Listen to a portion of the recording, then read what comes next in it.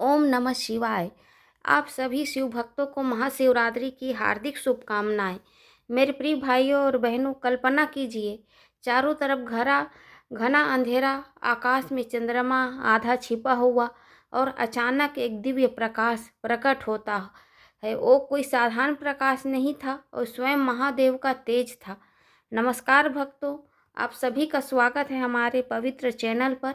आज हम सुनेंगे महाशिवरात्रि की अद्भुत कथा, उसका महत्व और वो चमत्कारी उपाय जो आपके जीवन के हर दुख को समाप्त कर सकते हैं। दोस्तों, साल में 12 शिवरात्रि आती है, लेकिन महाशिवरात्रि सबसे विशेष होती है। क्यों? क्योंकि इस दिन स्वयं महादेव पृथ्वी पर प्रकट हुए थे। इसी रात माता पार्वती से उनका शुभ विवाह हुआ था।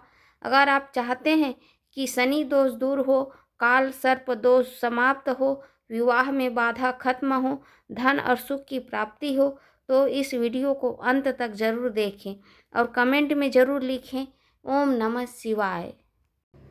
तो चलिए अब जानते हैं महाशिवरात्रि की पूजन व्रत का महत्व क्या है। महाशिवरात्रि फाल्गुन मास की कृष्ण पक्ष की चतुर्दशी को मनाई जाती है। यह रात अंधकार से प्रकाश की ओर ले जाने वाली रात है।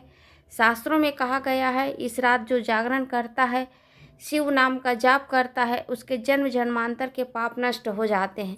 इस रात में 4 प्रहर की पूजा होती है, जो हर प्रहर की पूजा करने का अपना अलग महत्व है। पहले प्रहर में पूजा करने से आत्मा की शुद्धि होती है। दूसरे प्रहर में पूजा करने से धन और सुख की प्राप्ति होती है। तीसरे प्रहर में पूजा करने से संतान और परिवार का सुख मिलता है और चौथे प्रहर में पूजा करने से मोक्ष की प्राप्ति होती है। तो मेरे प्रिय शिव भक्तों, अब मैं शिवलिंग के प्रकट होने की कथा सुना रही हूँ। एक समय की बात है, सृष्टि के पालनहार विष्णु जी और सृष्टि के रचयिता ब्रह्मा जी में विवाद हो गया। ब्रह्मा जी बोले, मैं सृष्टि का रचयिता हूँ, मैं सबसे बड़ा हूँ। तब विष्णु जी बोले, मैं सृष्टि का पालनहार हूँ, पालन करता हूँ, इसलिए मैं ही श्रेष्ठ हूँ। तभी अचानक धरती कांप उठी, आकाश गरजने लगा और एक विशाल अग्नि स्तंभ प्रकट हुआ, इतना ऊंचा कि उसका अंत नहीं और नीचे इतना गहरा कि उसका तल नहीं। ब्रह्मा जी हंस बनकर ऊपर उड़ गए और विष्णु जी वराह बनकर नीचे चले गए। हजारों वर्ष बीत गए पर दोनों को अंत नहीं मिला। तभी उस स्तंभ से आवाज आई, मैं ही आदि हूँ और मैं ही अंत हूँ। और उस प्रकाश से प्रकट हुए त्रिनेत्रधारी, जटाधारी, गले में सर्प, हाथ में त्रिशूल लिए स्वयं भगवान शिव। इस तरह से वह रात थी जो महाशिवरात्रि कहलाती है। अब सुना रही हूँ वो कथा जो पापी को भी मुक्त कर देती है, जो शास्त्रों में या शिव पुराण में सबसे ज़्यादा प्रसिद्ध है। एक शिकारी था, निर्दयी और हिंसक, दिन भर जानवरों का शिकार करता। ऐसे ही उसका जीवन बीत रहा था। लेकिन एक दिन उस शिकारी को एक भी शिकार नहीं मिला। रात हो गई, जंगल में अंधेरा छा गया। शिकारी डर के मारे एक पेड़ पर चढ़ गया, जो बेल का पेड़ था। उसे नहीं पता था जिस बेल के पेड़ पर चढ़ा है, उस पेड़ के नीचे शिवलिंग है। रात भर शिकारी को भूख और डर के कारण नींद नहीं आई और रात भर जागते हुए वह बेलपत्र तोड़कर नीचे गिराता रहा। हर बेलपत्र शिवलिंग पर गिरता रहा। वह भूखा भी था, यानी व्रत भी हो गया। सुबह हुई, देवताओं ने देखा, अनजाने में भी उसने पूरी रात शिव पूजा कर ली। जब शिकारी की मृत्यु हुई तो यमदूत आए, लेकिन शिवगण प्रकट हुए और बोले, यह अब हमारा है, और उसे कैलाश ले गए। यही है महाशिवरात्रि की महिमा, कि अगर अनजाने में भी पूजा हो गई हो तो भी शिव जी प्रसन्न हो जाते हैं और शिव की कृपा प्राप्त हो जाती है। अब जान लेते हैं शिव पार्वती के शुभ और पवित्र विवाह की कहानी। शुरू होती है माता सती के आत्मदाह के बाद, जब महादेव वैरागी होकर घोर समाधि में चले गए और सृष्टि का संतुलन बिगड़ने लगा। तब माता पार्वती का जन्म हिमालय राज के यहाँ हुआ।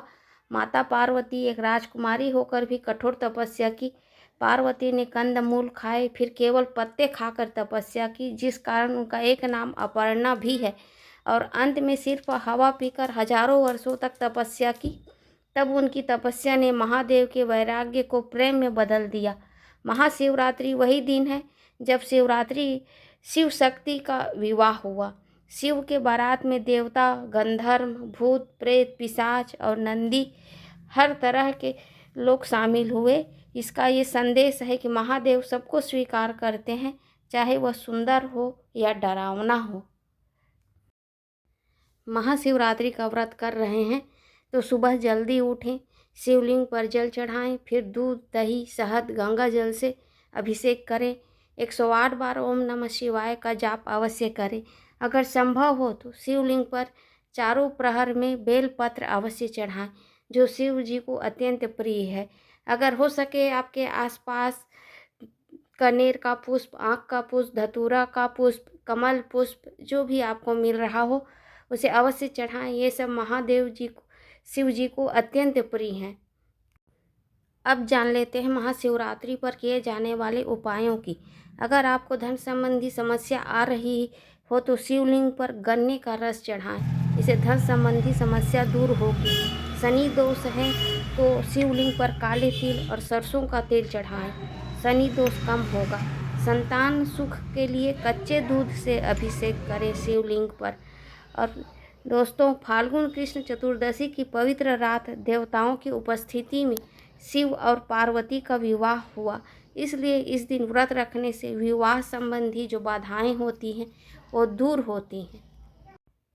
तो मेरे प्रिय शिव भक्तों, शिवरात्रि का अर्थ है अपने भीतर के अंधकार अर्थात शिव को पहचानना और ज्ञान की ज्योति जलाना।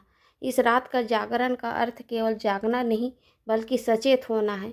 महाशिवरात्रि सिर्फ एक त्यौहार नहीं है, यह वो रात है जब आप शिव से सीधे जुड़ सकते हैं।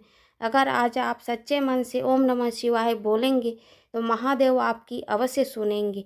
आशा है महादेव की यह कथा आपके जीवन में सकारात्मकता लाएगी। वीडियो अच्छा लगा है तो लाइक करें, शेयर करें और कमेंट में लिखें हर हर महादेव। आप सभी को महाशिवरात्रि की हार्दिक शुभकामनाएं। मेरी वीडियो को अंत तक देखने के लिए दिल से धन्यवाद। हर हर महादेव। श्री शिवाय नमस्तुभ्यम।